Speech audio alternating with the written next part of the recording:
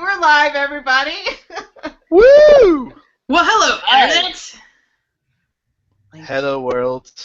Welcome to another Spooning Meeples broadcast. Today, we are sadly not playing Dead of Winter, but we are joined by the co-designers of Dead of Winter, Isaac and John. Thank you, gentlemen, for joining us. Howdy, world. Oh, absolutely. Thank you for having us. And for those watching that may not have known, either live or recorded, they did try to figure out how to play Dead of Winter remotely with only one copy of the game, but I think it would just became too much to handle. I think is what I heard. Yes, only Rodney can do that on the internet correctly. Yeah. So we will. Oh, hey, I need to turn that off.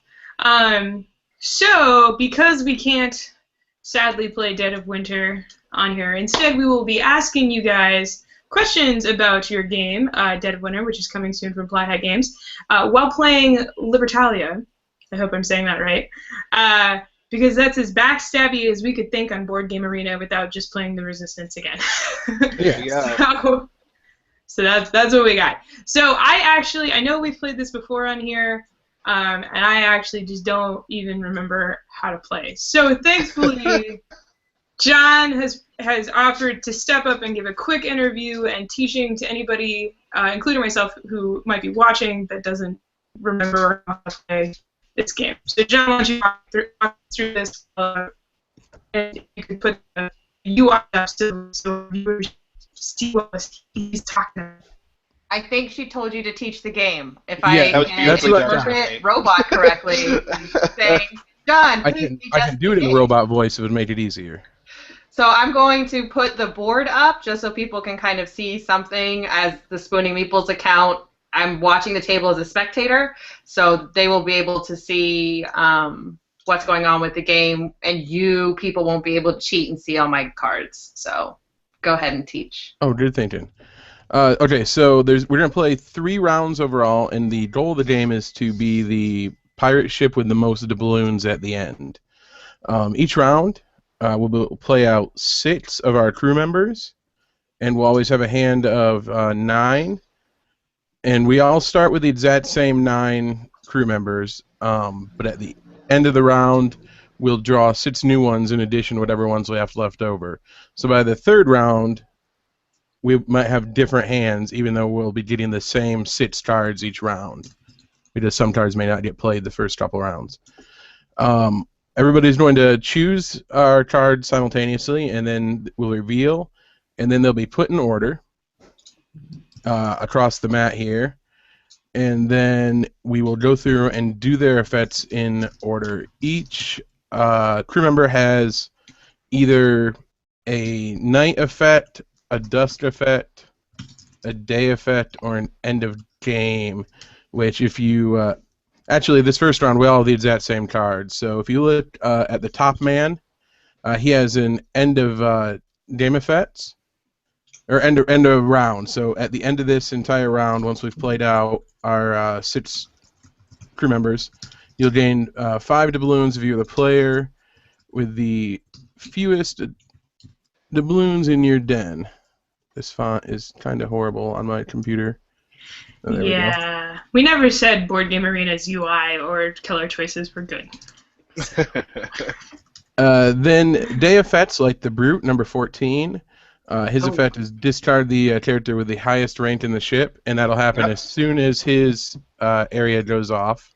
All right, that's the one I'm picking, just so everybody knows. Yes. Spoilers! You definitely should.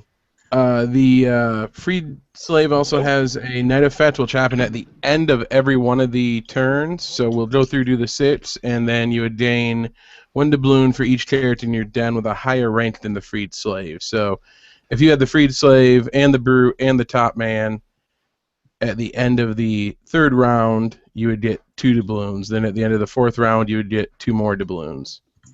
And let's see, that's day, night, and maybe that's it. Dust. Oh, the cook.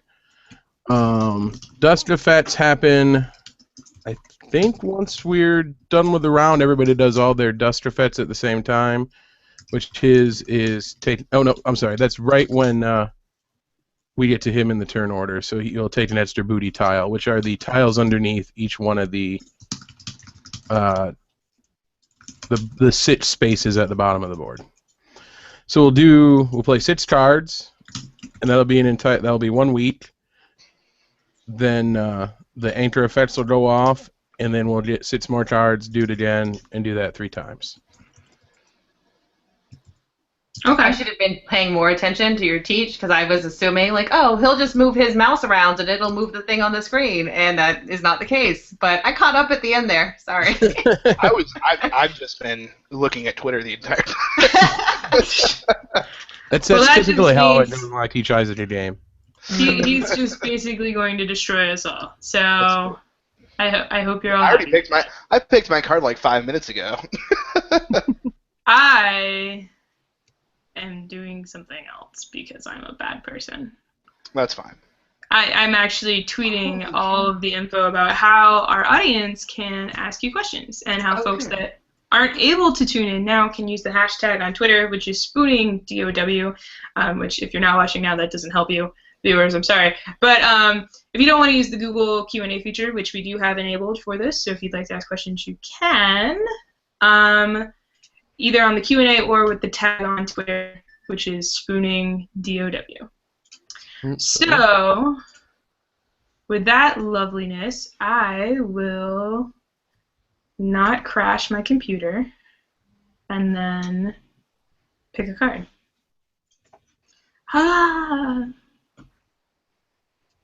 Okay, I know you totally went over this, but the higher number goes first, right?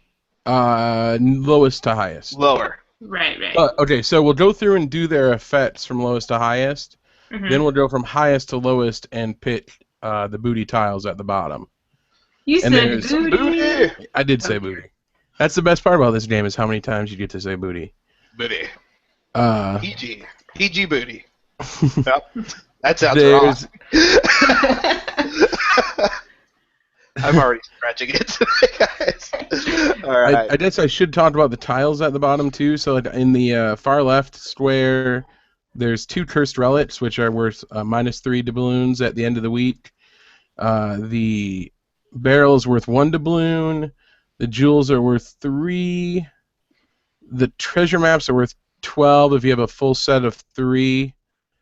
The swords let you kill a character in the den of the player to your right or left, which I'm going to assume it's top or bottom in our order up there.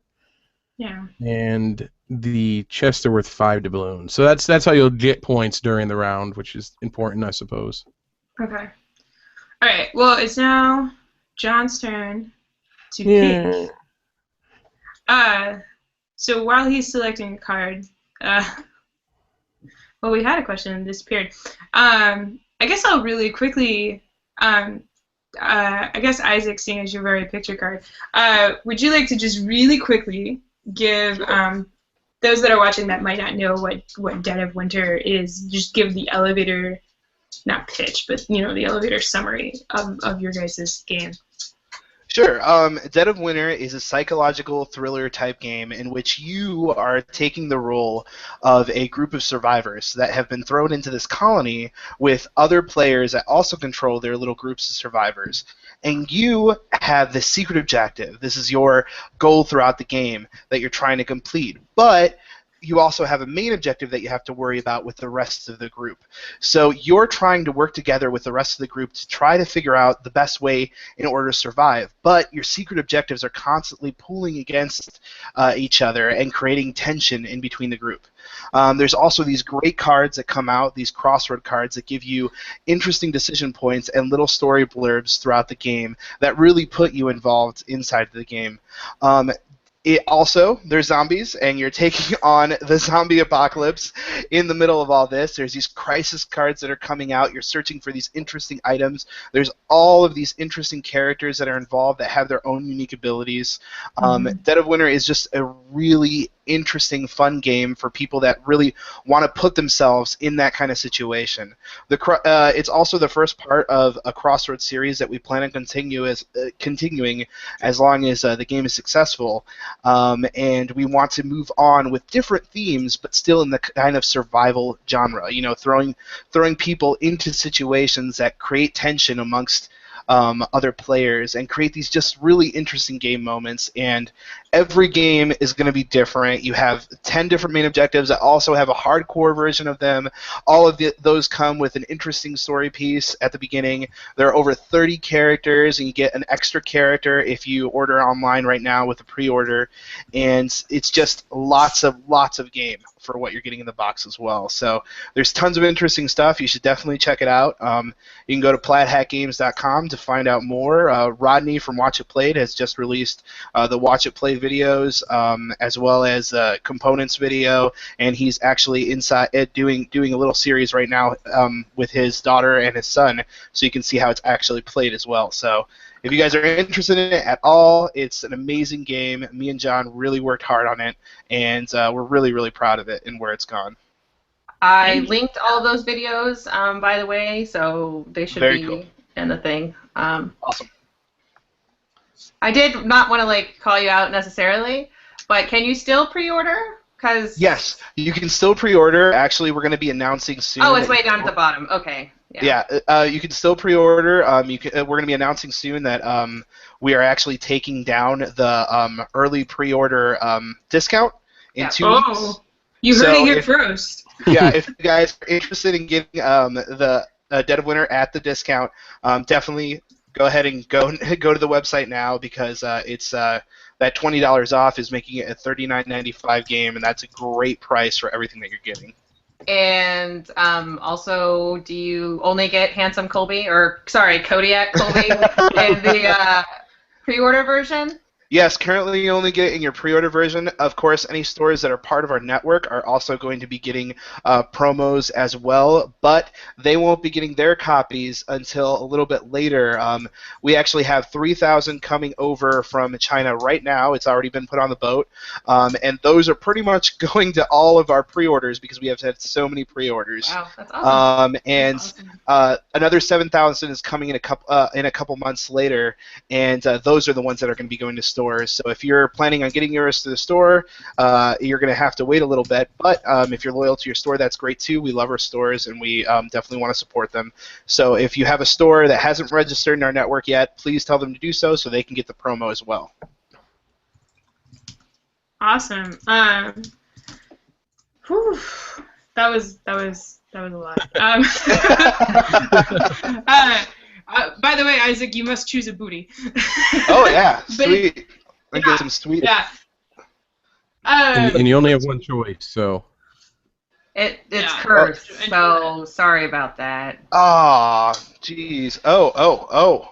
That's. Everybody else put out their greedy cooks and took all the good stuff. It's terrible. Yep. I get a beautiful curse. All right, we'll see what happens. So that was actually Hunter's question. When is it coming out or going to be available to people? So Hunter, they answered that for you. So pay attention. Yeah, the pre-orders should be available at the end of July. We plan on shipping those out at the end of July as long as everything on the boat is A-okay and everything arrives when we expect it to. And then people at getting their pre-orders from stores or expecting to get theirs at stores should wait a couple months after that, and we should hopefully have it in stock by then. And Gen Con stock, Gen Con. We're hoping to have some at Gen Con. It depends on how many pre-orders we end up getting. We're going to be reserving some for Gen Con, but they might all go in the first day. So hopefully you guys have a first day pass if you're planning on going to Gen Con. We have no idea how many we're going to be able to take to Gen Con, but we will announce it beforehand so you guys know if you're planning on going to Gen Con to purchase a copy there. Okay. Oh, I gotta pick a card. Yeah, I need to pick one too. So I know that you guys had a copy of PAX East, and I sadly did not get to go to PAX East. Aw. Sadly. I did, and I watched you eat a meat tornado, Isaac. Oh, God.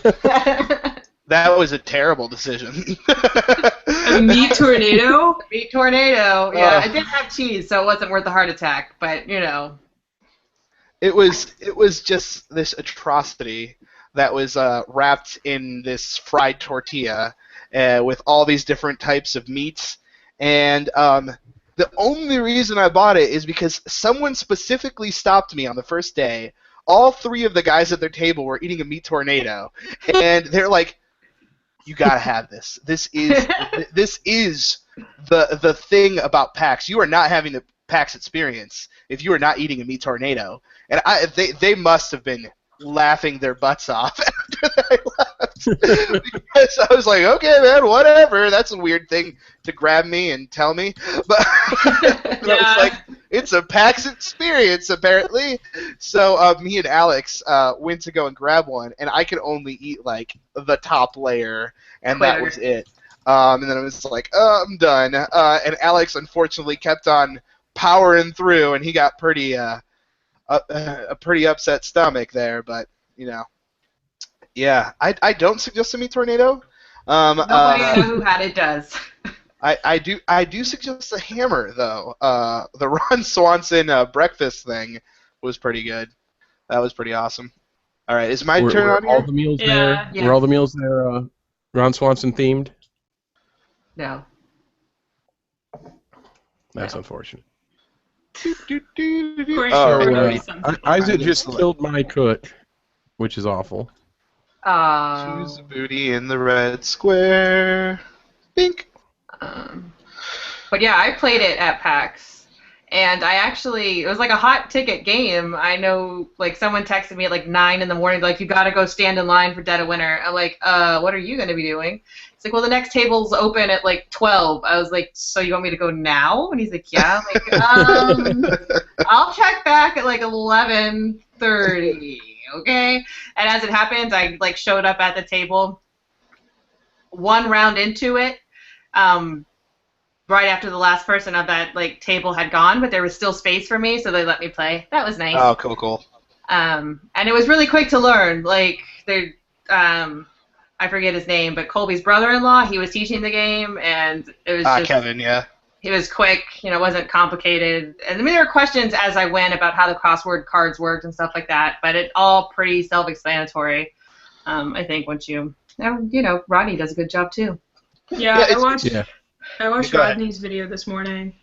I don't know if I'm a robot or not, but I watched Rodney's video this morning because I didn't want to appear ignorant to this broadcast.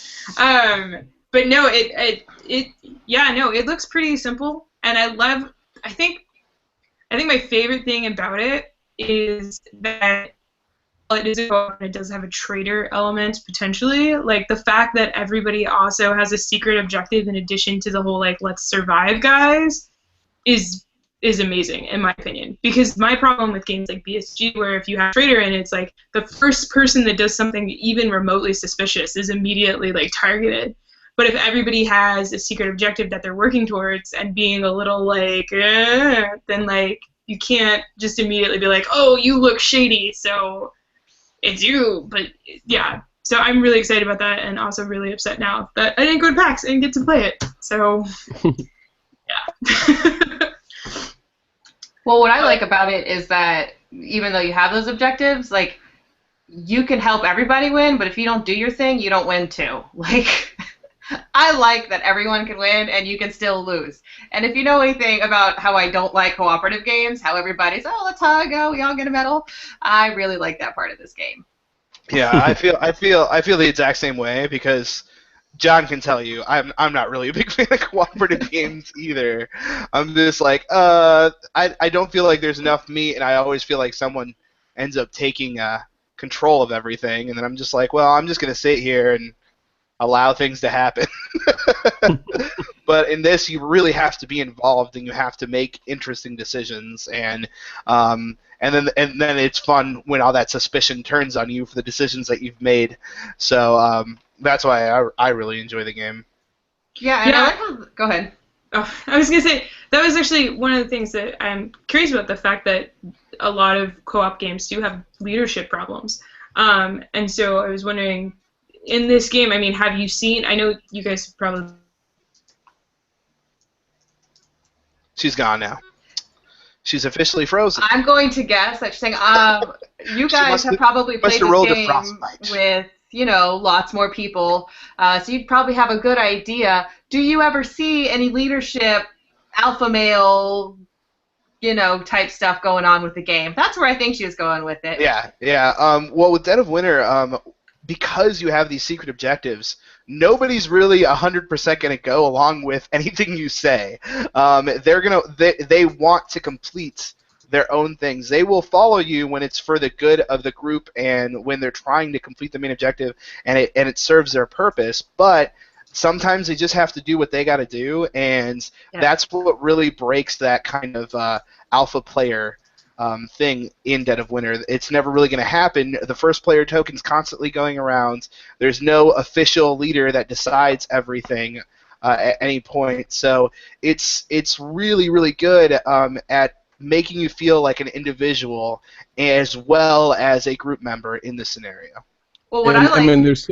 Oh, go ahead. Go ahead. No, you tell us about your game, John. There's so much to keep you engaged. When it's not your turn, you're watching the crossroad cards. Your choices are very clear. I mean, you have your secret objective, so you know exactly what you need to do for that.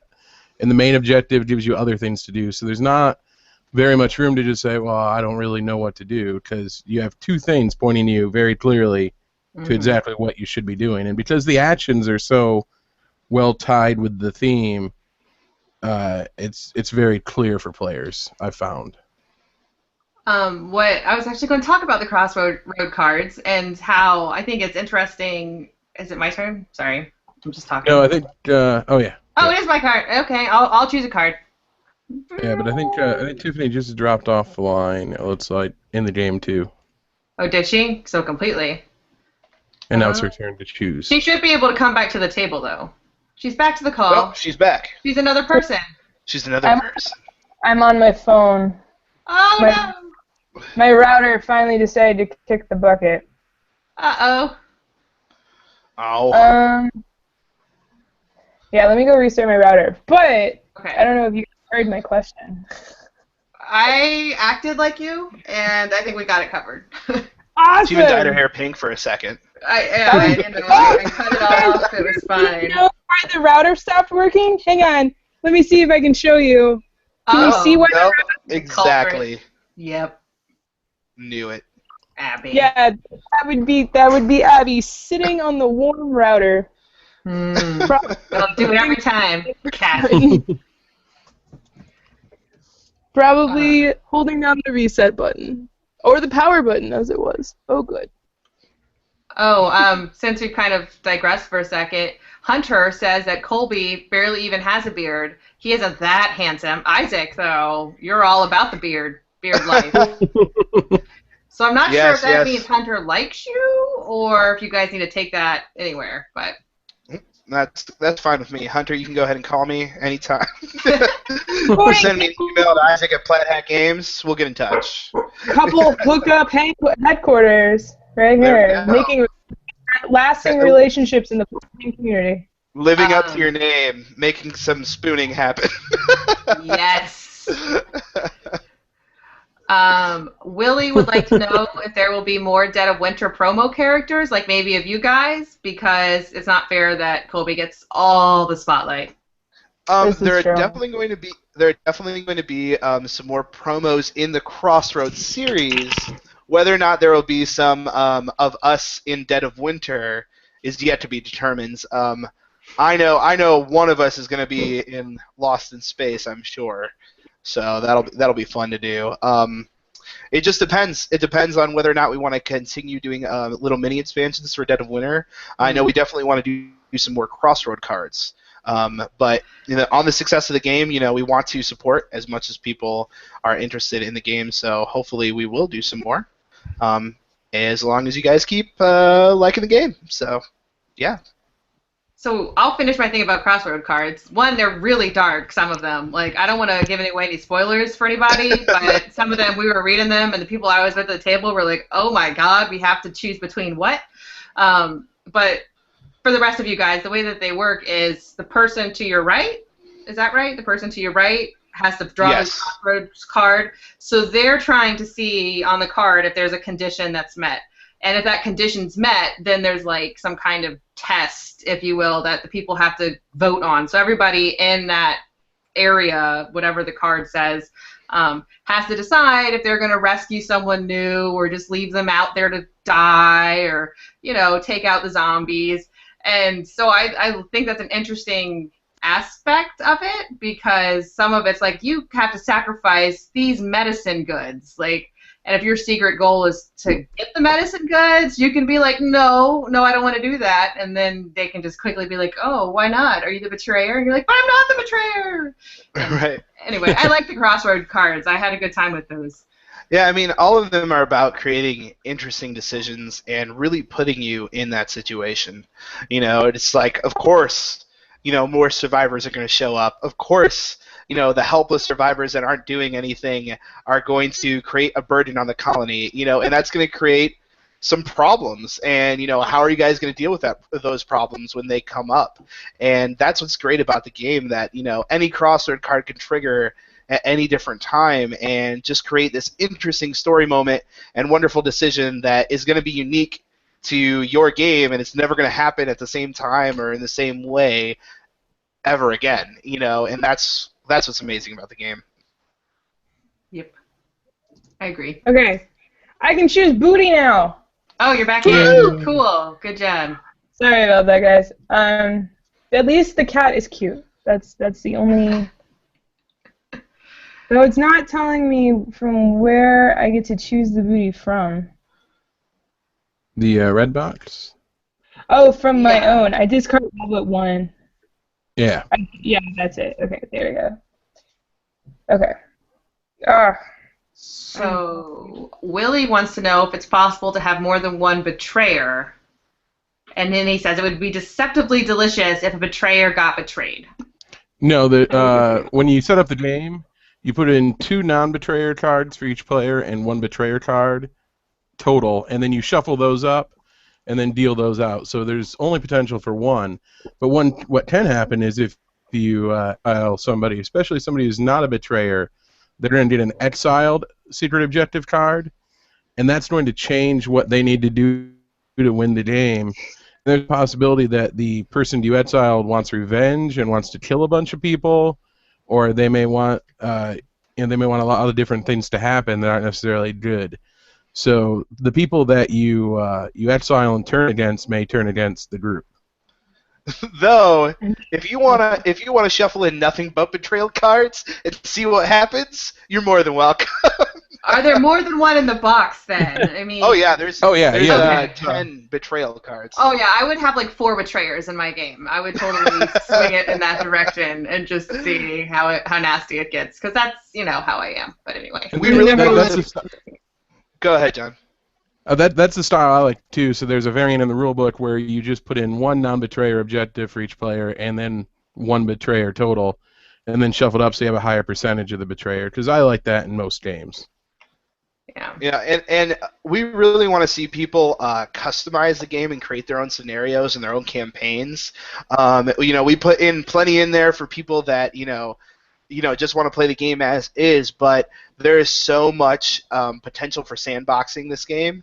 I can't wait to see what people do. I mean, even with Rodney doing his Watch It Played video, having those little stories of how their survivors came together, that's nothing that we told him to do, and he just ended up doing it, and they were amazing. So I was like, I love that. I really hope people keep doing that, putting their stories on how their characters came together. I'd love to see you post about that, because that was really cool.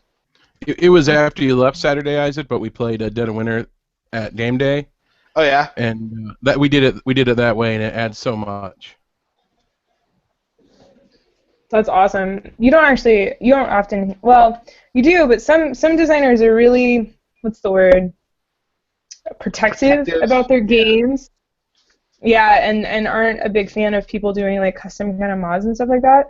But yeah, I think that's great. I mean, Dead of Winter the art is like intense and like so perfect for the theme. So I think it's almost, I don't know, I feel like it's almost natural to like role play it up a little bit off of that. So Yeah, yeah. I feel like, you know, One thing that really helps is that Colby was big. Oh, go ahead. I'm gonna talk now. Forget it. No, I'm You just know what? kidding. Go ahead, Josh. Whatever. Just sit back and drink. Oh, whatever. Colby was big in the Hero Escape community, and that community is very much about modifying and enhancing games, the game. So I think, he brings that sensibility to it, and Isaac and I both like to do things like that. I mean, that's one of the things that brings people into being a game designer, is just kind of tinkering at first, at least for me. So we're really excited, and I mean, maybe Isaac would like to say a little bit about the Crossroads cards generator. Oh yeah, we're going to be having a Crossroads cards generator on our website that people can go to and create their own custom Crossword cards. They can go ahead and fill them out right there, print them off. They can go ahead and share them on there. People can vote on which ones are their favorite, and hopefully, as long as we get a lot of participation in that, we'll eventually be releasing some of those user-created crossword cards as well. And we're also in development of a app for hopefully iPhone and Android devices that people can use and upload their custom creations there as well, and that will continue on through the entire Crossroads series. That the app is a little bit further out, but the web app for creating and printing your own crossword cards should be available as soon as people start getting their pre-order copies. That kind of leads perfectly into a question we got on Twitter from Robin Lees, saying, are there any plans for a Dead of Winter iOS app of some kind? And you Yes. just mentioned the card creator. So are you guys talking about maybe doing like a full version of the game? Yeah, we're going not a full version of the game. I don't think Dead of Winter really lends itself to an iOS type game.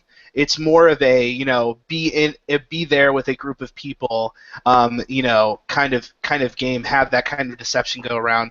Now, if we found a way and a company that really wanted to pursue that and pursue it in a way that we felt was still true to the game, we're never going to say never, but right now there's no plans for a full app, just a Crossroads generator that people can use in order to look at their crossword cards, be able to zoom in on their crossword cards if they want to be able to see the text a little bit better, and create their own on their iOS devices and possibly Android devices.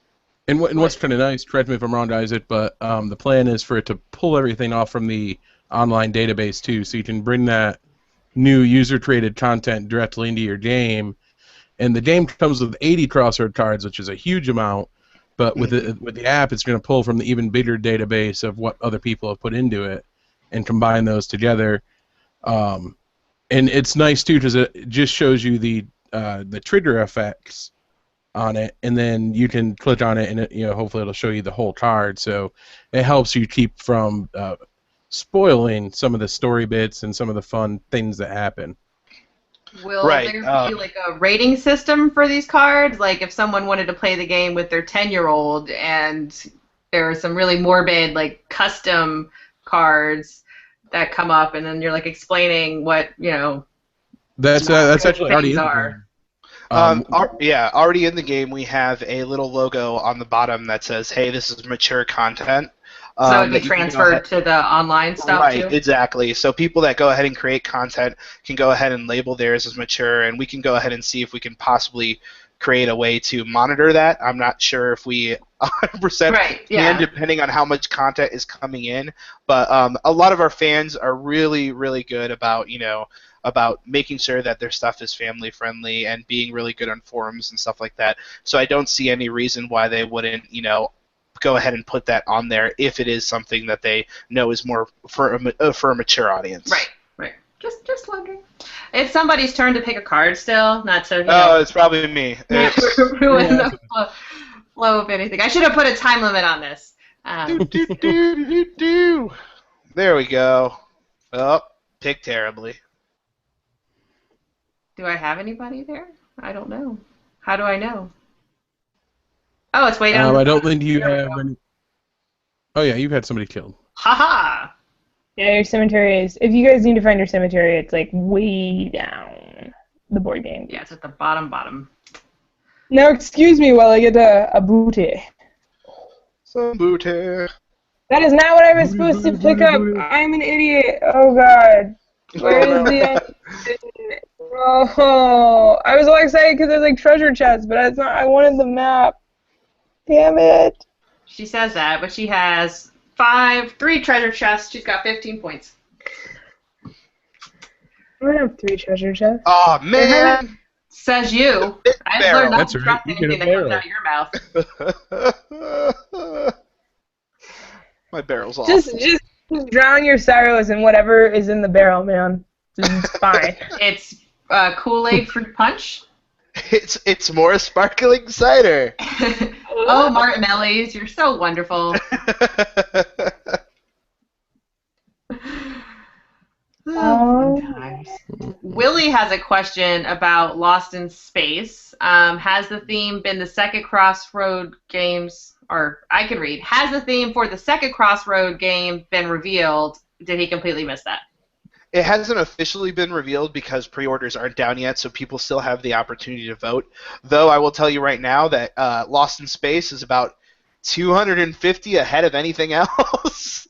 So it's pretty decided that it's going to be Lost in Space. In fact, I've already started playing around with some designs already, so we're going to go ahead and see. We plan on moving forward with actually all of the designs.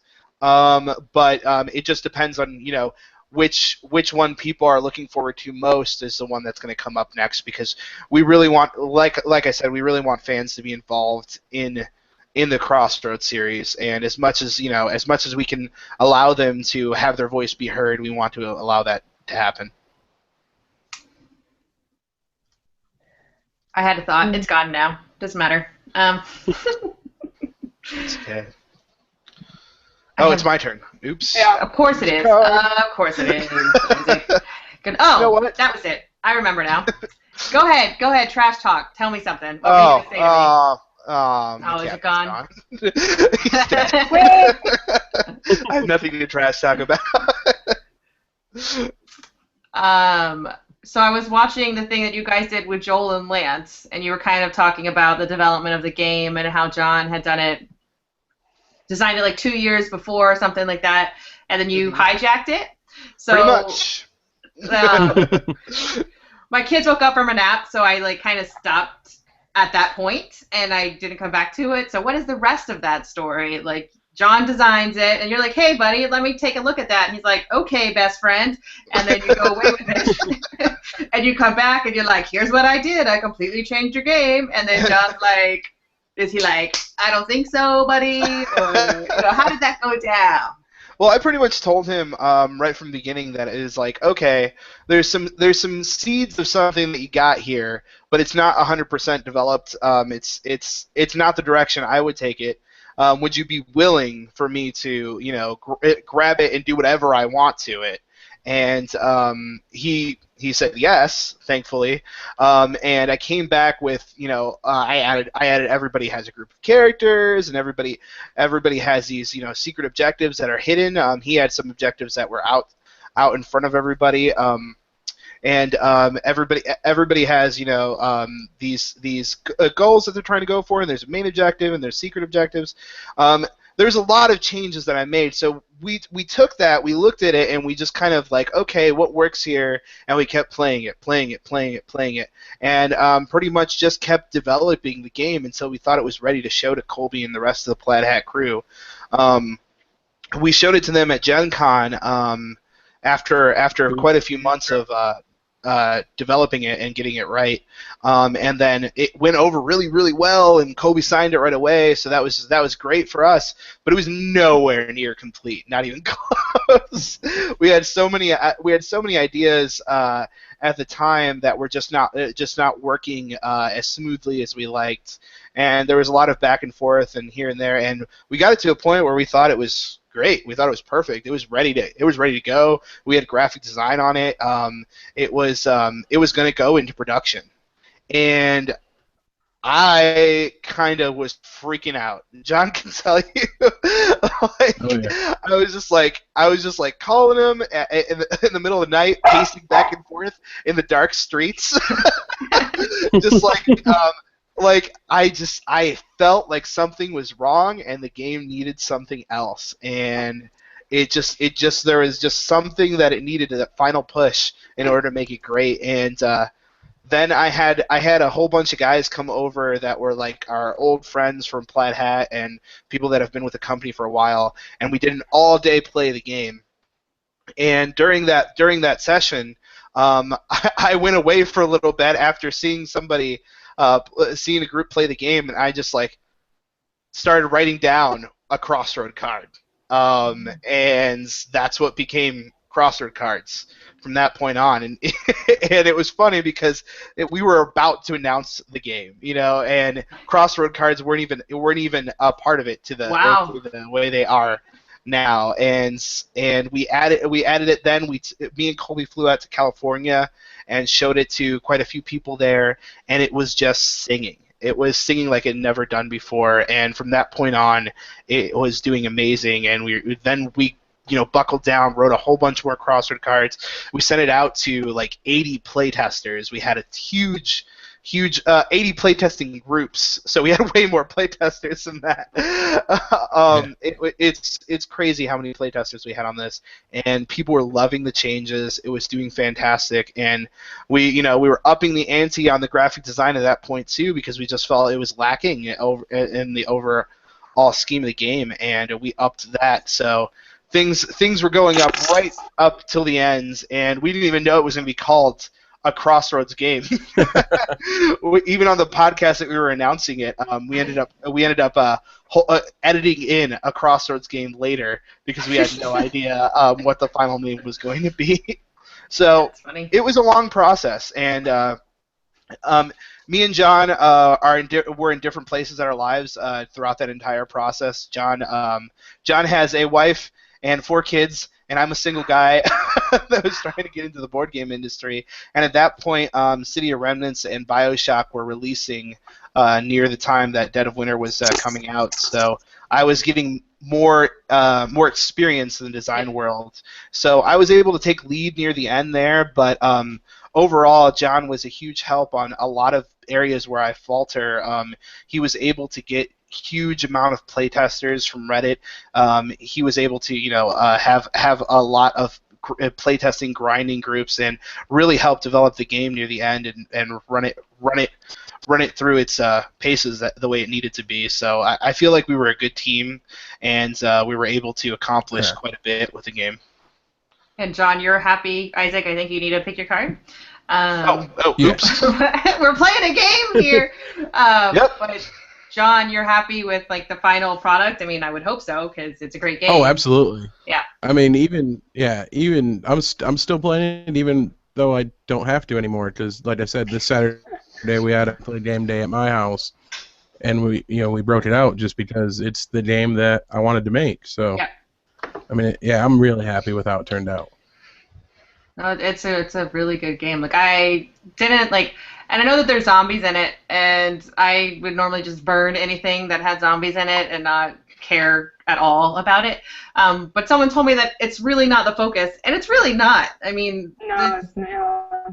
there's like the zombies there, like they're are attacking you or whatever, but it's not like obvious zombies. I guess it's very. No, I mean all the other zombie games that are out there are just like run around, kill some zombies. Yeah. What kind of giant weapon can you get? What kind of crazy character do you have? Yeah. And that wasn't really what me and John were talking about when we were talking about what was exciting about the zombie genre. It was all about the characters and them having to deal with these kind of situations, and we really felt that no other board game out there was providing that. And it was sad because it's crazy that in the zombie genre that Walking Dead is so huge right now, and it's all about characters and all that kind of stuff, that no other game was able to produce that kind of feeling yet. And that's what we really wanted to do, and we had played around quite a bit with changing the theme because we got a lot of that backlash. A lot of people like, okay, I'd play this game, but I don't want to know anything about zombies. Zombies are overplayed. I don't want to play a game with zombies in it. And now that the game's complete and we know what we did, there's so many people that come up to us and say, "Oh my gosh, I don't like zombie games, but this one's awesome." It is. You know. Yeah, that was real. We didn't tell the playtesters anything when we started it. I'm sorry. Go ahead. No, go ahead. We didn't tell the playtesters anything at all about the game before we started getting people to sign up.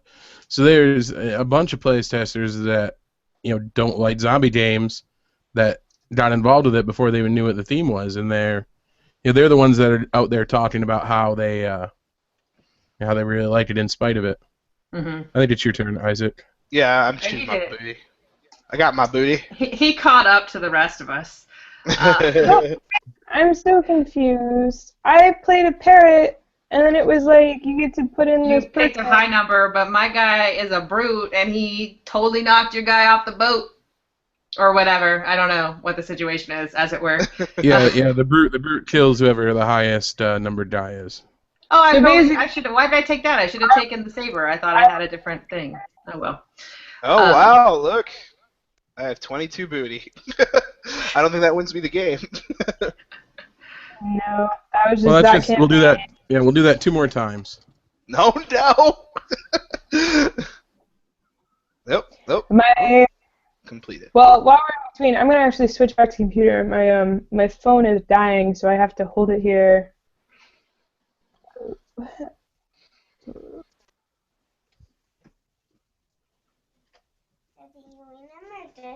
Oh, I'm sorry. Hold on one second. That's fine. Yeah. Okay. I had to look at art. I had to look at art at 10 at night. Oh, I gotta go back over here and get off of that thing so people can see it. After I was got done playing that Dead of Winter game at PAX, my husband asked me how it was, and he's like, that's zombies, and that's, he was all negative Netty about it. And I was like, oh my gosh, I love it so much. And then, that was honestly, I think, my favorite memory of PAX. I guess second bit to being on my panel, but, for game played, that was my favorite game played. It was totally unexpected because I knew really nothing about it.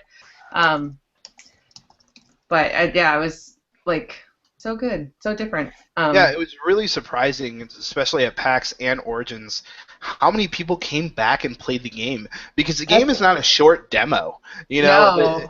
It's not most demos at conventions are 30 minutes max. You know what I mean? But Dead of Winter, it can go for an hour and a half. Yeah. And for people to come back and spend their time at a convention that they paid to get into to play Dead of Winter again, really says something about the game, and really, was really a very nice compliment to us as the designers, for people to be willing to spend their time playing the game again and again. Yeah. Yeah, it was awesome at Origins. We had people drive from, that came there, they said, just to play the game, and, they got to play 2 or 3 times. Daddy, can Oh, we that's have nice. scan in it taken over? Yes, baby, go ahead.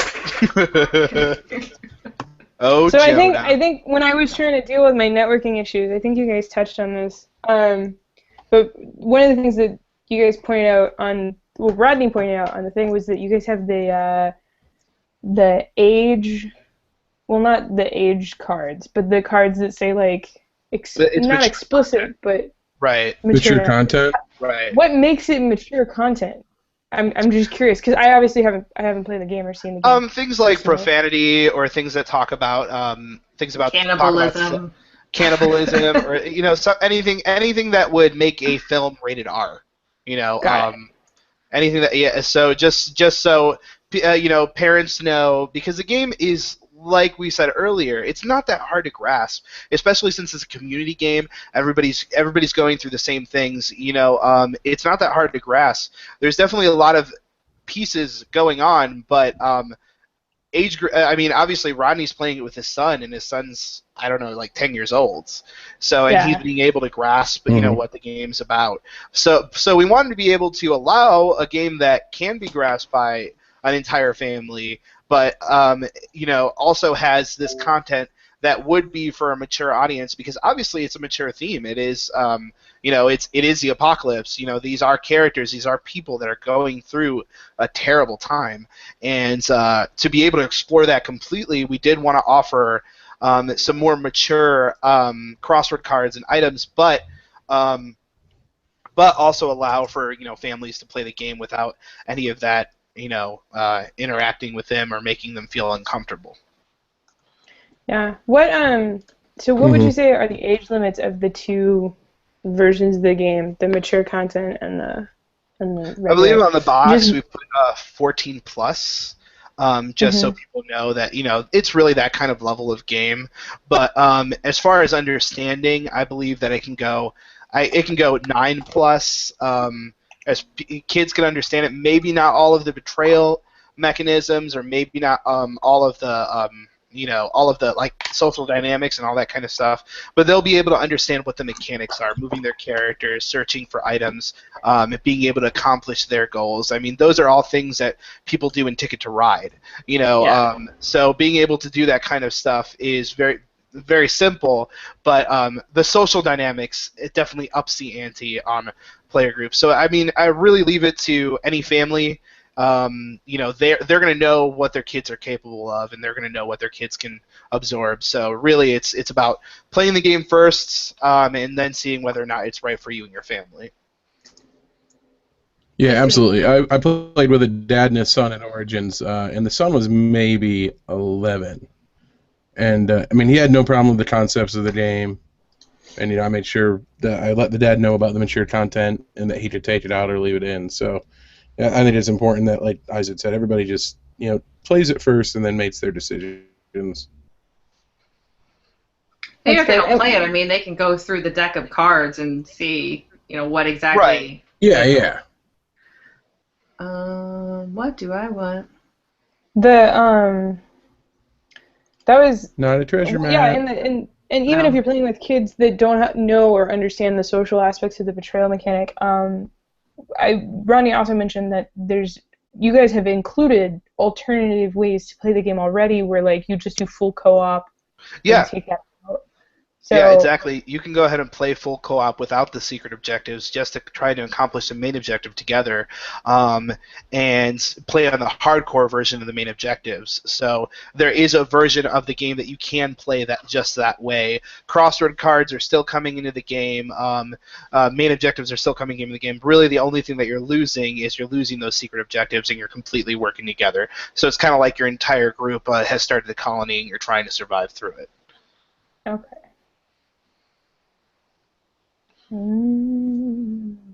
I must choose card to play. Yeah. Let's see what this guy does. Oh no, he ruined me. So, to go back to the app thing, I agree that like for a full-on game version of it, I don't know how that would work out on an app. But you guys said you're going to do the cards.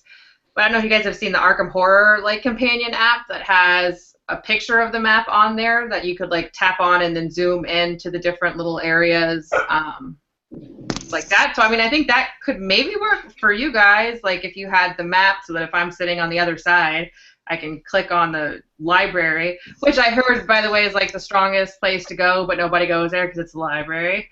Who goes there in a time of crisis? Do you know what's going on outside? I love the library. And someone made that exact comment on Bloomberg. It's because I watched a survival show. I don't remember on what network, but he was like, you got to go to the library. The library's like the best place to go, and nobody ever goes there because there's information and there's maps about entire cities and all of the sewers and all of this kind of stuff.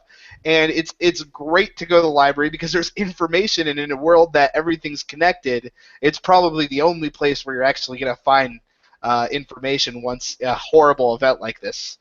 There's no more Google on YouTube, so people should be going there.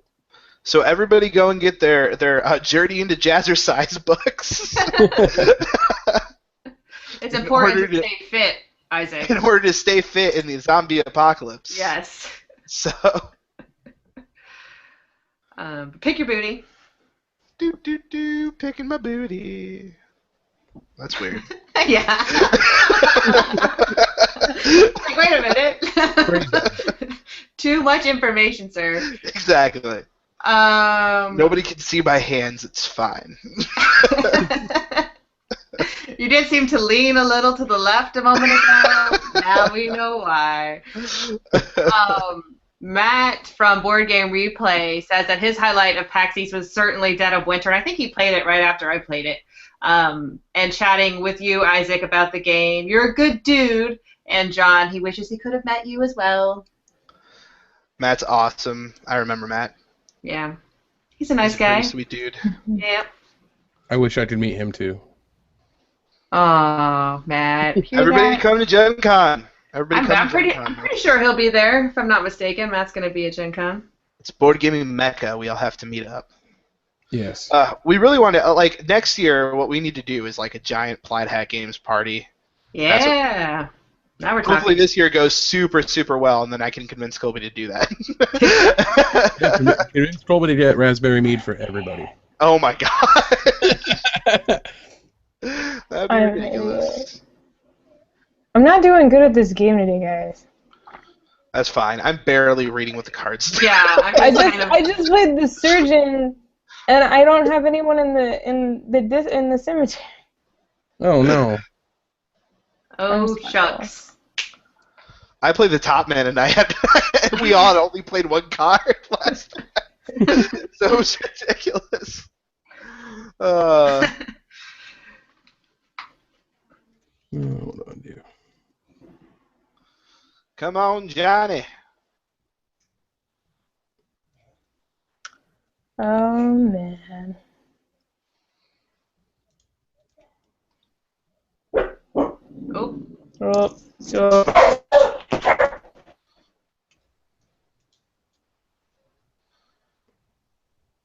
Oh no. Unexpected error hidden for security reasons. Just, if you refresh it, it should work. Hopefully. Yeah. Well, Tiffany's gone again. Yep. She's taking care of that dog.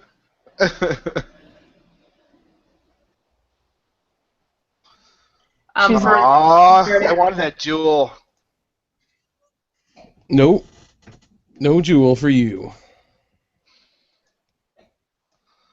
Who is... Oh, I can't attack you. I don't know who's to the left and right of me. Let me look at my list. I think it's going to be... Tiffany and you. And you, sir? Don't kill Granny Wada. Granny Wada's no good. She can't stay in the game. She's gotta go. You murdered me. Are you two going to work together on all of the Crossroad series of games, or is it going to be other people are going to be involved in it as well? Actually, what's happening from this point on is that me and John are actually going to be splitting it because we are trying to have as many Crossroads come out. We want to keep the series relevant, and in order to do that in a consistent schedule, we have to kind of split the workload. And since that point, when me and John started working together, I was a freelance designer, and I had since been hired by Plaid Hat Games full time.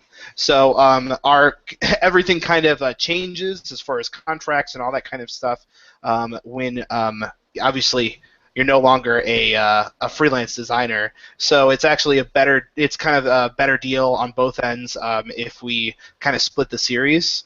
And we're working on it faster. I plan on moving on to Lost in Space, hopefully, as long as it's a good design. and John, I believe, is going to be tackling Deep Underground. It's actually one of the things it was actually one of the first ones that we had discussed to move on to after Dead of Winter. So I'm really excited to see what he does with that because it's going to be really sweet. Yes. And just as we're not necessarily saying that the Crossroads series is only going to be us. It's possible that other designers could come in and do some other things for Plaid Hat Games. It just depends on how things go. I could say that I'm going to be a designer on it this week, and next week things will change. That's happened a lot at Plaid Hat. We've changed things up in order to make the game the best it can be. Period. And I also have more things coming out. VGHS is coming out for me later on this year, and I plan on moving on to a card game called Ashes that's going to be moving on later on. That's in playtesting right now. May be released by the end of this year, maybe early next year. And there's another game that I really want to work on too. So so there's lots of cool stuff in the horizon. John has some other designs that we've been looking at as well, and there's lots of cool stuff that we want to do. But the Crossroads series will always be number one priority for us. So we want to give it as much love as possible. And me and John are good friends. We see each other on a monthly basis, and we help each other with our designs. It doesn't really matter, whose name is on it or whatever. We will help each other out because we want to give each other honest feedback and do the best by the game. Yeah. That's good to know. I wish I could hug you right now. I know. Come here, buddy. Come here. Bring it in. Bring it in. We can do a virtual high five. There we go. Take that, internet. Huh? Somebody, Isaac. Some bromance. Gotta up the rating. No, I'm just kidding. I think we still fall on our level. Oh, card. Yeah, you gotta pick a card, Isaac. It's too busy looking at John. Understandable. That happens. So how are you guys going to divide up the series then? I mean, I know right now you have them kind of split, like, are you going to be like, I really want to do this one, or just kind of... I think it's just whoever has the best idea, and Yeah. that's what's going up next. Whoever has a design that's going to do well. I mean, we have already announced the 4 themes that we're really interested in pursuing. Yep. Obviously, Lost in Space is most likely to be next, and I'm super excited about that one, just because I'm a big Star Trek nerd. So I'm totally excited about throwing some Red fan shirts? service in there, and so that'll be fun to do. Summer Camp seems to be another one that's really popular, and that one will probably be something that I do with Colby because he's really excited about to do.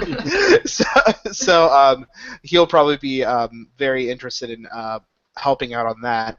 And Feudal Japan is something that I've definitely wanted to move into and do, and Deep Underground is something that I think John's going to do spectacular at. He's already discussed some really cool ideas for it as well. He's been talking about looking at the Chronicles of Riddick series and doing interesting riffs on that, and just we're looking a lot into what's popular and what's pop culture, and what would be just these cool kind of survival themes that have been out there in sci-fi and fantasy and stuff like that, and that would be cool in that kind of board game setting to see how your characters would interact if they were thrown into this situation.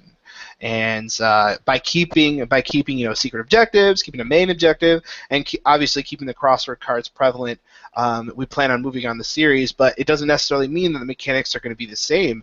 That die allocation and moving and searching locations is not something that necessarily is going to be going on moving forward in the series. It's going to feel like a different game, but it's still going to have the tension and the thematics and the interesting character interactions that the Crossroads series will hopefully become known for. That was gonna be my next question. I was gonna be like, I'm looking forward to whatever's coming out because, like I said, I like Dead of Winter, but I'm sure some people would be concerned that with it being a series, is it just going to be like a repasting on, like, oh, this feels just like Dead of Winter? Yeah, that's definitely not what we want to do. We don't want to just absolutely throw not. different art on it and then crank another game out. Yeah. Yeah. If we wanted to do something that felt like Dead of Winter, we would just expand upon the Dead of Winter theme, and that might be a possibility too. If that's what fans really want, we might expand, that universe as we expand another universe and another universe and another universe in the Crossroads series. So that'll be really fun to do across the board. Mm-hmm. Yeah. Isaac. Isaac, it's your turn. Yeah, just like that. Oh. That's why we need Tiffany. All right. Pick that one. That's all How I'm do you good feel for at about this point. Barking dogs, That's what- cats sitting on routers. I can't do it. I can't play games. All I'm I good totally at is missed pointing it, out. I forgot what round it was. I just want to Horrible. compliment you, Tiffany, on your Star Realms video. It was very interesting to me. Oh, I haven't watched that yet, but I love Star Realms. It's awesome. Yep, Well, it's the thank only you. reason I decided to check it out. my video, or check out my video because you like Star Realms.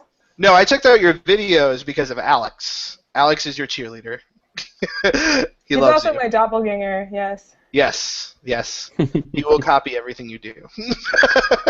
Yeah, it's Watch getting a out little for him. weird. We're getting a tattoo together at Gen Con. I don't know if you Awesome. knew that. Awesome. Yeah. I will So- have to. I will have to follow you guys along and videotape. Yeah, I was gonna say, I think this needs to be documented for Spooning Meeples Gen Con coverage purposes. Oh Yep. man. Yes. But thank you. The Star Realms video was a Why don't I have anybody? Star Realms video was a it was the result of a lot of really bad luck on my part. And I made my best. So it went really well in the end. But being trapped on an airplane for 3 hours on a tarmac is not fun. I wanted to know, like, how did you get onto an airplane with no one else there? Well, it's Like, actually no- it's not nearly as awesome as it sounds, like at all. Aw. But so there's a flight from San Jose to Denver by way of Las Vegas, and it just parks in Las Vegas, and then because it's Southwest, if you're continuing on to Denver, you can't get off the plane because you don't have a boarding pass. And There you so go. when we landed in Vegas, our brakes had an issue and like locked up and jammed, and Oh, so man. they had to fix the brakes on the plane. And so everybody that was getting off at Vegas got off the plane, and it turns out that I was the only one on the flight continuing on to Denver from the original destination. Yeah, Well, So- good opportunity to record a video then. exactly. And so, well, it took me like, I'm an idiot. I shouldn't have done that. It took me an hour of sitting on the plane by myself, like just editing video and being bored before I finally realized I have an empty plane to myself. But yeah, and then like the flight attendant, the staff were still on the plane, so I asked them if they'd be okay with me like recording. They were fine with it. But one of them at one point was like, "Are you just trying every seat on the plane? Like, what are you doing?" Yeah, I review plane seats. Yeah. They're I all have a YouTube channel terrible. about chairs. I have a YouTube channel about plane seats. Yeah. So, and then like the pilots were sitting, the pilots were sitting like out in the whatever, waiting for the plane to get cleared. Oh, this won't go well. Oh well, And we're screwed. and they were like watching me do this, and then they were like, then we started talking, and I was like looking. I was trying to figure out. They actually were using the like laminated plane cheat sheets as like window sun blockers in the like windows of the plane. They'd like shove them up there. Because curtains aren't standard on a plane, I guess. So I was like trying to figure out what the heck they had like stuffed up in the windows, and one of the pilots saw me like looking, and he was like, "Do you wanna go try the captain's seat?" And so I was like, "Yeah!" So I went up there, and he taught me how to fly the plane, and then I shot my outro, and it was awesome. So spoilers to anyone who hasn't watched that video yet. But that's how and why that happened. It's a good video. I just ruined some of the magic there. You know, you're not supposed to play Granny Wada at the same time as me, man. You know what? That's perfect. I thought no one else could possibly have that amazing strategy of playing it at the end because no one played Granada yet. So I decided to go for it, and I was wrong. So I like how Johnny I didn't- started this Yeah, I campaign. think we're gonna choose this saber and Ah, kill your preacher. I think. me again? This is ridiculous. Well, you killed Granny Wada, and I really liked her, so Well, fine. Isaac's doing pretty horrible. like- So I don't want to pick on him. Hey, He is 3 points ahead of me, I'll have you know, sir. So, Oh, well, then I better kill him. You're right. what? Mhm. You gotta go for the next in line. I am not a threat. Look at all those cards he has. Ridiculous. Yeah, there's a lot of end-around points here. Yeah. You should consider that in your Leave move. me be.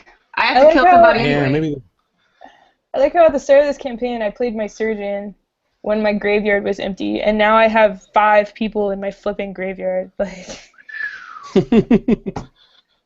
all right, this Ouch. is the round I come back, guys. I did terrible this round. This is the Oh man, round now I you're, come now back. you're way behind. Do do do do do do do. Oh man.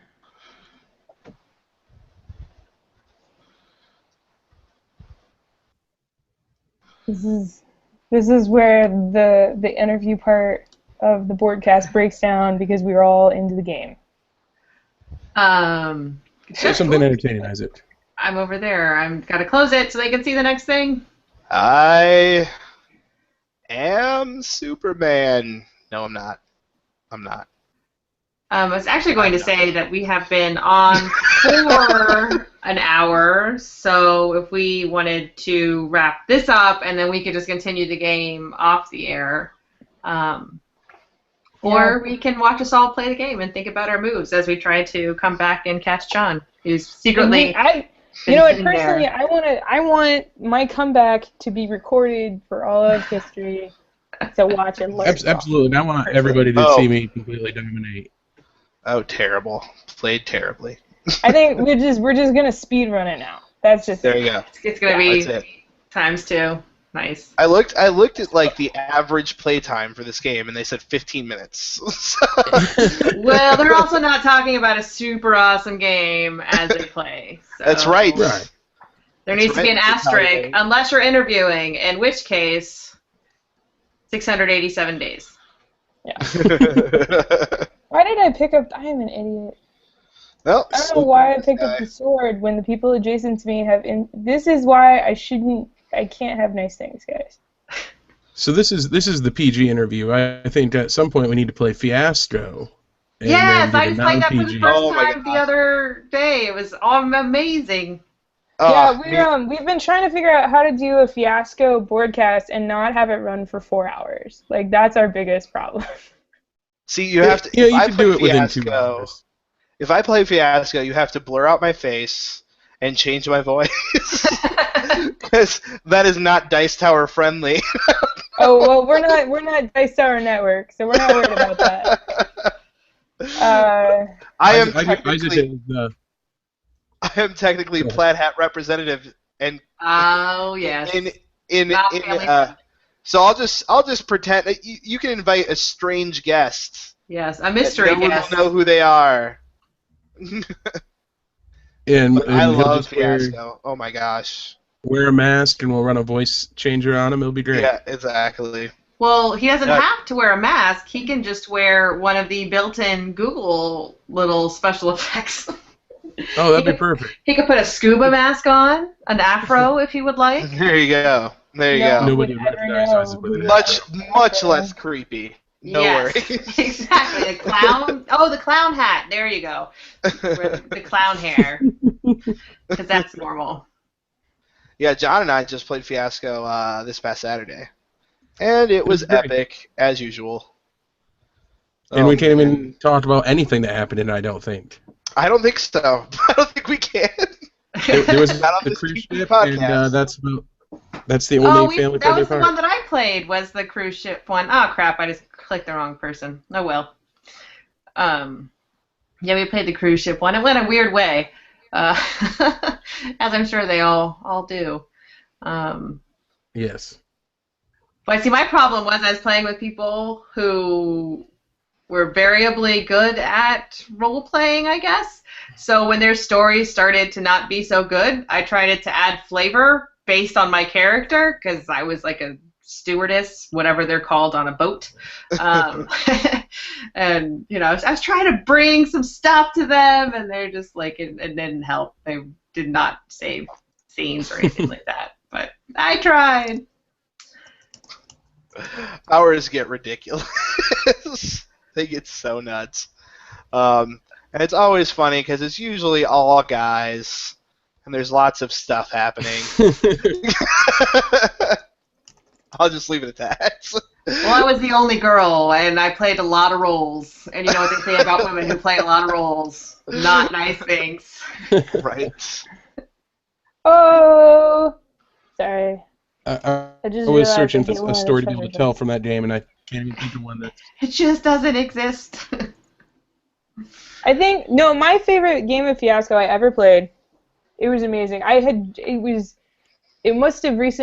was like recently after Groundhog Day, and so that was of course on my mind. So we played the Antarctica one, and we had like an undercover FBI agent.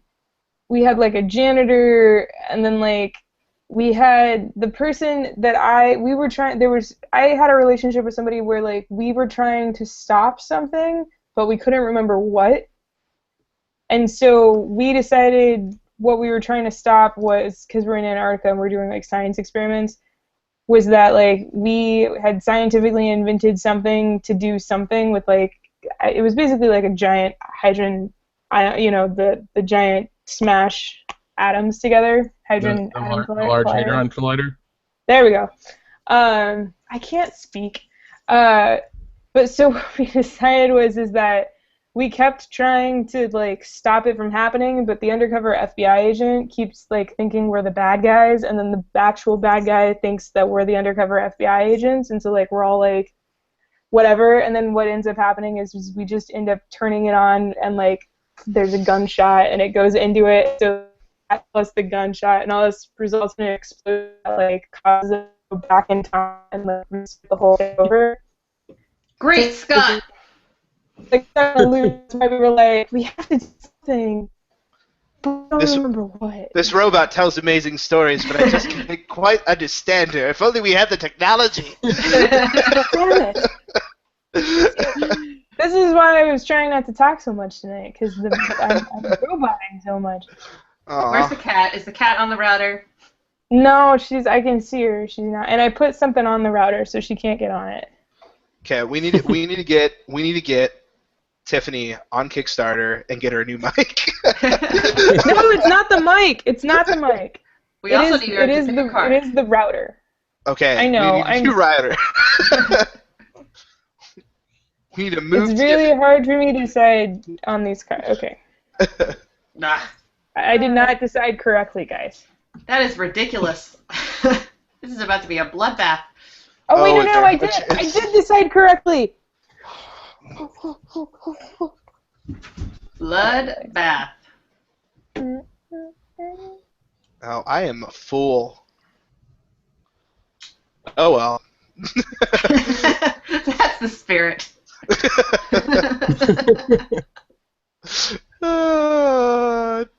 Terrible at this game.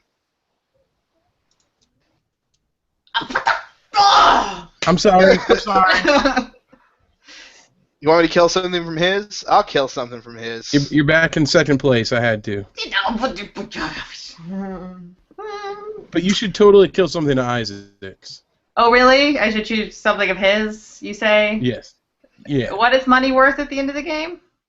Everything? I think? I don't know. I think doubloons are worth points. I think it translates Yeah, to doubloons are points. That's why our store keeps incrementing the stars, because they Oh, add I whatever see. doubloons they have. Yes. That would all make Take that, sense. John. Aw, that's all my guys. Oh, you got a barkeep. He can serve you things to drown your sorrow in. There you go. Yeah. There you go. It's right down there in your den. What's a cabin boy do? I see no use for him. He makes it so you don't have to take a booty. So right now, I don't have to take that curse tile. Or kill Oh, your own there we gun. go. Yeah. Maybe if I paid attention. That's what I'm saying.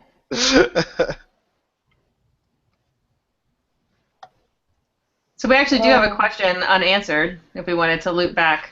Yeah, Do you yeah. guys find it easier to crank, like, do you think the new games will be easier to make now that you've done Dead of Winter, or not?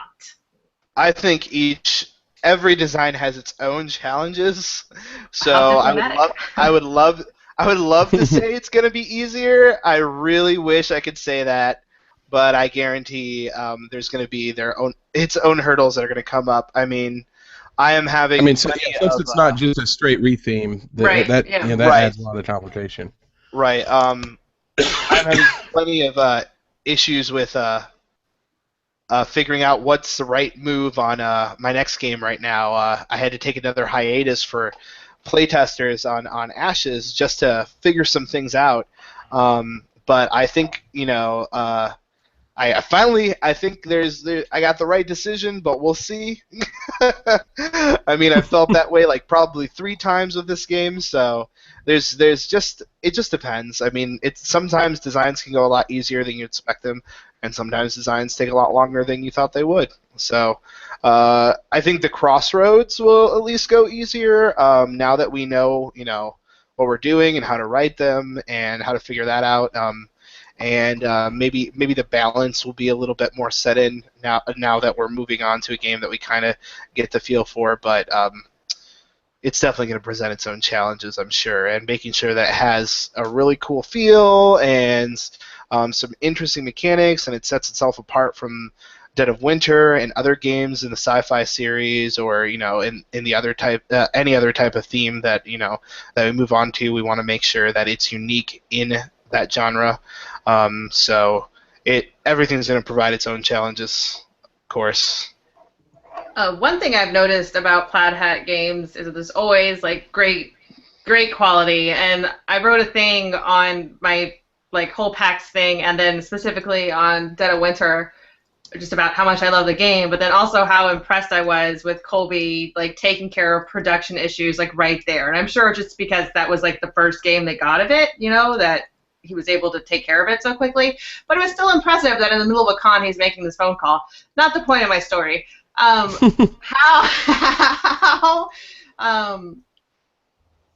important is it or easy is it going to be to keep components always on that same level for the rest of the games as you go across different themes, and it's not stuff you can just reuse, if you will? Well, actually, the more successes that we have, the more pool that we have with our manufacturer. Obviously, the more money that we keep making and the more products that we keep making is more money that they keep making and more products that they keep making for us.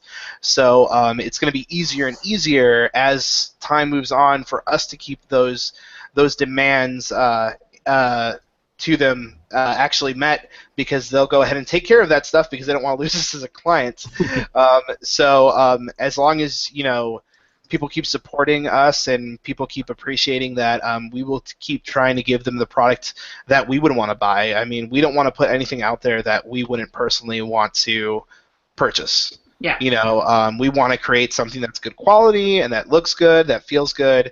We're really sticklers for good art and good graphic design and good quality components. And as much as we can do in a game without sacrificing the integrity of the game to bring you the coolest stuff possible, we want to do. So as long as we can keep it up, and as long as the company is successful and it keeps moving forward, we're just going to keep improving. Yeah, Isaac has a really great feel for art direction and components, and he was integral, and Plaid Hat's always done a great job, but I think he really helped push everything to the next level with Dead of Winter, and you can see it in his other games too. BioShock is a beautiful game. Mm-hmm. Dead of Winter was luckily the first game I got to be a full art director on, so it was really exciting for me. And since then, Colby has kind of let me be in charge of art direction for all of our products. Oh. So apparently I did a decent enough job. So I'm really excited about that, and I love art. I'm like obsessed with deviant art and looking at new artists and finding new artists, and just making things look beautiful. Art is just so fun for me personally because it's just like it is, that thing that you're thinking of come to life, and it's just so cool to see, this character that you've been, grueling over, just an ability over, come to life with some art direction and artists working on it, and then once graphic design comes in and everything finally comes together and you see the final printed product, it just makes you so proud. And Yeah. I'm just super excited about being able to keep creating worlds because it's so fun to do. Almost as proud as I'm going to be if Isaac takes his turn. Almost. Oops! And Oops! then we can. I don't want that curse. Can I not take my turn? I'll tank the no. entire thing right now. Just invalidate the entire last hour. Oh man. I hope this was the right decision. I don't think it was the right decision. Yeah, I don't think I've made a right decision yet, so... This might be the best round I've played yet, and that's pretty sad. Looking at the tiles in my hand. Oh, man. I don't really understand why I'm one less token here. Like, you and me, Tiffany, have the same number of tokens. I guess there are two left on the mine board. You is guys both because played I Cabin played Boy. the Cabin Boy. Oh, that's right. Don't take a curse thing. That's right. It's all coming back to me now. I'm probably going to be disappointed at this play, but... What? Okay, good. What? What? You got it? You got the map, Here's right? all the things. Oh, I was like, where did all my men go? he Darn kills it. them all. I didn't see that part. Well, that was stupid then. Oh well. Oh, man. All I There you cared go. about was the 30. I wanted the first pick. I don't think I'm gonna catch anybody by any means, but I just don't want last. I'll be happy if I just don't. Yeah. Wait.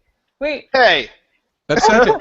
1 point. I really tried my absolute best, I swear. Yeah. Well, John's a cheater. Man. Totally. Well, he said that he was going to destroy you. I read it on the Twitter, so it must be true. It's true. He did. If it's on Twitter, it has to be true. But I blame his faulty rules. Who taught this game? He never told me I couldn't use a parrot. Oh man. All right. Well, we're a little over our time limit, but I think it's okay. I think it was worth it. Thank you. I hope I don't turn into a robot during this, but thank you, John and Nick, for coming on and telling us about your game, Dead of Winter. And I'm really sad to report that now I want it even more, you bastards. Oh wait, this Speedy show! No! I did the whole show! We made it the entire show, And the host. and you ruined it. The whole show. We're gonna blip that out in the. I'm gonna go get more campaign. This is ridiculous. Oh I'm man. actually in a weird predicament with that because I totally remember what the end of one of my stories was supposed to be just this second. When I told my husband how much I loved the game, he's like, "Don't buy it," and I was like, "But I could just pre-order it right now and it's cheaper." And he's like, "Don't do it." And I was like, "But so I've been saying but this whole time. So I don't know if he's gotten it for me, and that's why I'm not supposed to do it.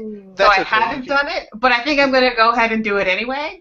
And then if we just have 2 copies, then we just have 2 copies. Whoopsie daisy. Believe me, you'll be able to sell that at a higher price. I guarantee it. Right. So I'm gonna be like, well, I could just we'll just click order. Yeah. So again, if people are interested in doing the pre-order, they can find The pre-order, oh goodness. I'm trying to find the link now. Not for reasons, obviously. Just, you know. plaidhatgames.com/games/dead-of-winter. We'll put a link down in the description if you're watching this video. Otherwise, there is a link to the page on the event page for this event if you're watching live. And if you just go to plaidhatgames.com, it is going to be the first banner that pops up as well, so you can go ahead and just click on that too. Yeah, it's right there on the main page. And then you say, you know, in reference.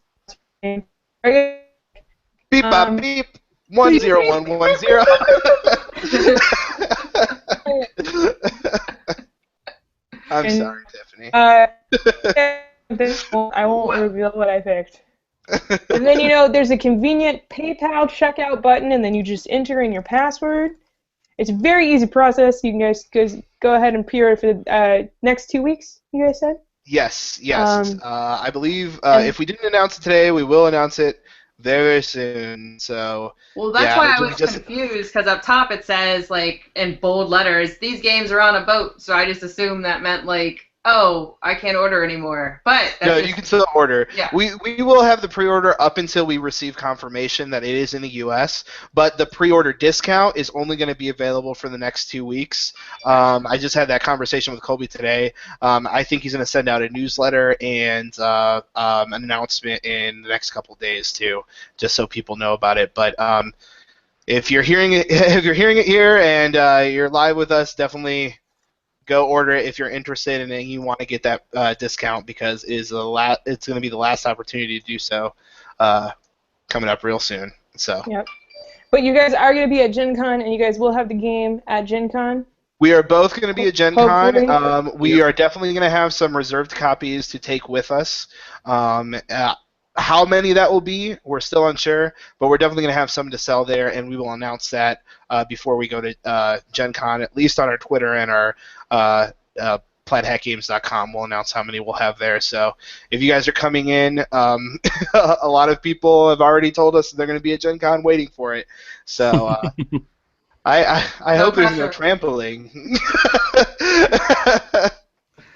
Well, they would just be showing their survival skills, which is related, of course, to the game. See, they're just taking it one step too far. They're just... Of course, one step too far. Playing the game their way. Yeah.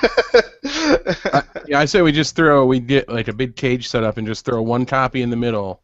And but that could damage the game. That's no good. You can't damage games for the sake of entertainment. We got to keep it pristine. Yes, voucher. Now we're talking. Or like a metal one, so they can't rip it in half. We got to put the first player token in the middle. That knife. People remember that. But yeah, me and John had talked about trying to figure out a way to do like a human-sized version of Dead of Winter where you are playing as the character. Yes! Oh my gosh, but we don't know how to make it work, like actually make it work. But if we can figure it out and we can reserve some space at Gen Con maybe next year, we'll see what we can do. Make it like a scavenger hunt, like a survival scavenger hunt. Yeah, it would be really... booths. You can go to the Plaid Hat booth to get information, and you can go, or you get one of 3 things, and they like hand you out a card. That would be amazing. Yeah, that's a good idea. I'm a fan of this. I think we're going to go ahead and try to flesh it out and have it ready for next year to see if we can go ahead and do that. But I think it'd be really, really fun to do. Yeah, definitely. Awesome. All right. Well, not that I'm not, done typing in my address info. Uh-oh. Your copies to be in the U.S. It's gonna be awesome, and then you're gonna get your copy sooner and for $20 off MSRP, which is just worth it. It's worth $60, but if you can get it for $40, why not? Right. Also, I would love to see some Gen Con Dead of Winter cosplayers, because I think the art really lends to it. That's all I'm saying. I want to be Santa, because Santa is my second favorite character. I was Kodiak Colby, and I was Mall Santa, and I was like, yeah, Mall Santa. I'm gonna be a flash mob of Kodiak Colbys. I thought about getting jeans and a red plaid shirt. I did. I was like, well, all right. I'm going to be thoroughly disappointed if there's not at least one Forest cosplayer at Gen Con. I think I kind of see that guy naturally every year. I think if Plaid Hat did an official cosplay contest with a prize, I think you guys would get some. That could be part of Oh. the game. Like if you guys did it next year for real, because now people would have been able to see like their little people that they could have been, and they could have played common character. Yes, do it. There you go. That would be really fun. Yeah. Yes. That'd be awesome. Yeah, we really, John. Next game day, we need to discuss it like for real and actually write down a whole bunch of notes and see what we can do because it'll be sweet and that'll be really fun to do. All right. Well, we're way over now. So, Yeah. well, everybody. So as always, everybody watching, you can find Raina and I at youtube.com/spooningmeeples. You can find us at Twitter on Spooning Meeples for both of us. And then individually, I am the One Tar on Twitter. Rhiannon is Riox, which is RHIOCHS. Yes. Yeah. It's only been almost, it's been 6 half months, a but I year. finally Can you got believe it. Yeah. And then, guys, why don't you throw out your Twitter info if you'd like people to have that? Yes. John? Isaac. John, go ahead. Isaac, go first. Go ahead. And he's not even ashamed of being last. He's ready to put it out there. Go ahead, John. Mine's at John Jon Gilmour Gilmour. Nothing very entertaining there. Just And mine is at Isaac Vega Design, and I won't spell it because I can't. That's terrible, huh? We'll put that info in the description of the video for those watching this post-production. Otherwise, you can find it on Twitter. We've been retweeting it all night. So yeah, thanks again, guys. Super excited, and hopefully maybe we'll see you at Gen Con and maybe get a chance to play a game of Dead of Winter with you in person. Woo! Absolutely. That would be awesome. Yes. That would be great. Yes. All right, Right after you awesome. get your tattoo and are screaming in pain, it'll put you in the mood for it. Oh, honey, no, I got so much ink. Oh yeah, I guess you're used to it.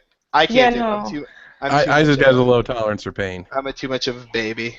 Well, I can bring a glitter pen and we can do like henna. How's that? Yes. There we go. All right, we'll figure out our tattoo designs once we log off. But all right, internet, have a good night. All right. Good night, internet. Night. Bye.